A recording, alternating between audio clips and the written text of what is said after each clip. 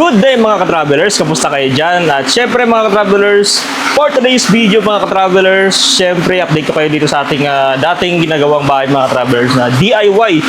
So ito ay do it yourself mga ka-travelers, ang tawagin ay DIY, no? Ako lang ang nagawa dito. And nakatipid ako dito sa labor. Gawa ng syempre, mayroon namang YouTube. So sa YouTube tayo tumitingin kung paano mag-assemble ng bahay. At ito mga ka-travelers, ito yung bahay na to ay nabili natin sa halagang 5,000 kasama yung lupa na, no? So syempre, nirenovate natin, dinagdagan natin itong extension. So tapos na ito mga travelers. Ay, meron pa pala. So ito kung makapansin nyo, merong butas sa may taas. Ayan mga travelers. So yan pa, hindi ko pa nalagyan ng palupo. Gawa ng talaga namang wala pa tayong mahirap na hagdanan. Na mataas kasi medyo mataas naman talaga yung bubong natin. And ngayon mga travelers, ang dito na side, kung makapansin nyo mga travelers, pasensya na kayo, medyo magulo, hindi pa kasi tapos to. Ito na side ay medyo nagkaroon ng damage yung mga yero. Gawa ng ginamit dito ay coco lumber. Ayan, kung makapansin nyo mga travelers, ano yun siya, mga coco lumber ang ginamit, kaya talaga namang kinain ng acid itong yero mga travelers. Ayan o. Kung makapansin nyo, yung mga lapag ng yero sa coco lumber, merong mga kalawang. So, kinain na siya ng kalawang. Ayan, yan, yung mga gilid. At nagkaroon ng mga tulo. Siyempre, yung acid ng coco lumber. So, napunta rin sa yero and wala na, talagang kinalawang yung yero. At, siguro mga 3 years lang o 2 years lang itong yero na ito. Talagang wala na. Kinain na siya ng mga kalawang mga travelers, no? So, yon. At ang plano kasi natin dito, 2 kwarto. So, papakita ko na sa inyo. Medyo magulo pa, sorry mga travelers, no? So, ito yung kwarto natin na una na nagawa. Malaki din to mga travelers kasi 10 by 10 to. Ito 10 by 10 din. So, 2 kwarto to guys. And lalagay pa natin to ng kisame pagka meron na tayong budget na pang lalagay dyan guys, no? So, dito kasi hindi na tayo gumastos ng hindi tayo gumastos ng pagpagawa ng CR kasi meron na siyang CR. And ito naman yung ating bintana hindi pa tapos. So gagawin pa natin 'to mga travelers pagdating ng siguro mamaya na siguro gagawin natin. So meron naman tayong time na. So ito yun na yung hard defects na ilalagay natin dito. Then yung steel matting. So lalagyan natin yung steel matting para syempre pwede nating lagyan ng lagyan ng fiberglass. Okay. So, ito mga travelers, dito sa lugar namin medyo mahirap ang kuryente. Talaga namang walang kuryente. So, ayun, syempre ngayon usong-uso na yung solar setup at bumili tayo ng solar mga travelers. Okay, meron tayong solar panel na 240 watts. So, nasa labas yun mga travelers. Ayun, mapansin nyo.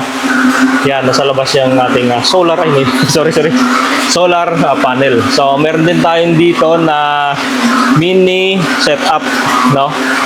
So, bumili tayo ng ating battery na 80 amperes na gel type and bumili tayo ng mga breaker para sa safetyness ng ating setup. Then, meron tayong controller. Ayan, tuwang ko anong brand to pero palagay ko MPPT, mabilis naman siya mag-charge. Meron tayong inverter mga travelers na maliit. So, 500 watts ata yan. Napakalit niya eh. Or 200 watts. So, para lang yan sa mga ilaw mga travelers. Gawa ng pag maliit yung inverter, mas matipid sa kuryente. Then, meron tayong ito, pang malakihan na to. Ito ang modified sine wave. Kaya nga lang maugong sa electric fan. Pero konti lang naman yung ugong niya. Modified sine wave to mga ka-travelers. So, kaya nito yung washing, dryer, heater, yan. Huwag lang talaga yung mga yung talagang malalakas yung load. So, meron siyang breaker para sa safetyness ng AC natin. Then, dito yung out natin, dito. Dito naman yung sa maliit natin na inverter, dito. So, ayan, ang setup natin mga ka-travelers ay talaga namang okay na okay. So, napakaganda, gamit na gamit mga ka-travelers, no? So, meron pa tayo ditong live viewer na maliit. So, ina-assemble ko rin itong mga travelers. So, ayun yung panel niya, yung maliit doon na isang piraso. Ito kasi siya, talaga namang napakakunat na klase ng battery. Ang tagal malubat nito mga ka-travelers. Kahit magdamagan, kaya niya ilaw. So, dito ko siya charge sa ating setup na dito. yung 1000 watts. Kasi pag mataas yung voltage, mas maganda siya magbigay ng power dito sa Lifey Offer mga ka-travelers. Okay, so medyo magulo pa mga ka-travelers, gawa ng hindi ko pa na set up ng maayos tong ating mini solar setup. So meron siyang 2.1 volts yan. So hindi ko lang alam kung accurate itong voltage meter na to, pero bibili pa tayo ng mas magandang klase na meron talagang bar na makikita natin yung percentage. So ayan, charging siya. Ayan, ito yung aking solar setup mga travelers. Okay na okay naman siya guys. Talaga namang napakaganda pang ilaw-ilaw lang. Okay mga ka-travelers, proceed tayo dito. So meron tayong cabinet na binigay sa atin, tsaka sopa. Okay, thank you sa nagbigay po sa cabinet at sopa. So dito sa labas mga ka-travelers ay meron tayong may mga native chicken. Meron tayong manukan doon na maliit lang naman, pero ang alaga natin diyan backyard Buff Orpington. Yan, nasa labas lang yan sa mga travelers. So meron tayong ano dyan, bali 8 sisiw. 8 manok lahat pala ang nandyan. Bali 4 na maliliit saka 2 medyo malalaki. Okay, so hindi pa tapos dito yung ating project sa bahay. Dito naman kasi mga ka-travelers ay talaga namang pag bumagyo ay napakalakas ng hangin. Talagang feeling mo ay parang bubuhatin yung bahay. At kunting ulan lang dito, basta may kasamang hangin, possible mababasa yung dingding mo. Kaya naglagay ako ng bulada na halos 1 metro ang bulada ko mga ka-travelers. Kasi talaga namang basa dito sa loob. So pagka nababasa dito sa loob, wala na, talagang ano na talaga mga ka-travelers. Hindi na kumbaga natagos yung tubig dito sa loob ng ating hard reflex. So kailangan yung bulada natin ay mahaba. And naglagay tayo ng gate. So yung gate natin sobra sa ating mga metal studs na di katulad nito. So yun ginawa nating gate at nilagyan natin yung brace na kahoy. And yun, may mga nara pala tayo mga travelers. Ang plano ko dyan mga travelers sa mga nara, tatanim ko doon sa dulo kasi nga yung hangin dito galing. Siyempre pag lumaki yung nara ay haharang din sa sa hangin na dito ng protection din sa hangin mga ka-travelers. So may tinanim na ako, ayun 3. Yan. So pinaikutan ko ito ng nara mga ka-travelers para protection din sa hangin. Kasi talagang napakalakas ng hangin dito mga travelers. Kunting ulan lang na may kasamang hangin, basa yung dingding. Yan. Unlike dun sa mga probinsya namin na pagka umulan ay straight lang yung buhos ng ulan, hindi talaga siya yung diretso. Pero dito kakaiba. Talagang mayroong hangin at yung ulan pa-slide. Kaya yun ang problema dito, kailangan yung bubong mo mahaba yung bulada.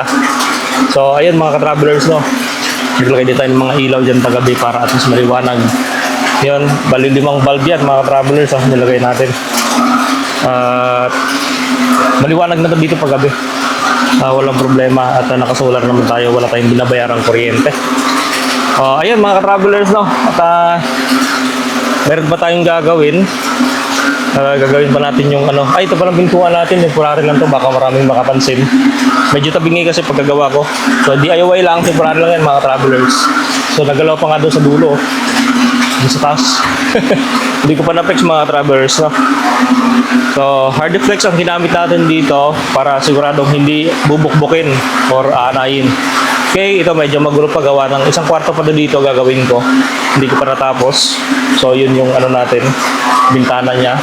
Bali sa 1 kwarto, tigda 2 bintana yun para pag panahon ng summer, tag-init, at least mabubuksan yung bintana, hindi gaano mainit. Okay, mga travelers. So dito naman guys, meron tayong stove na binili. So yan, lutangan pa natin yan sa saloon. Okay mga travelers, dito naman sa labas may mga galon tayo na lagay ng tubig dahil mahirap ang tubig dito.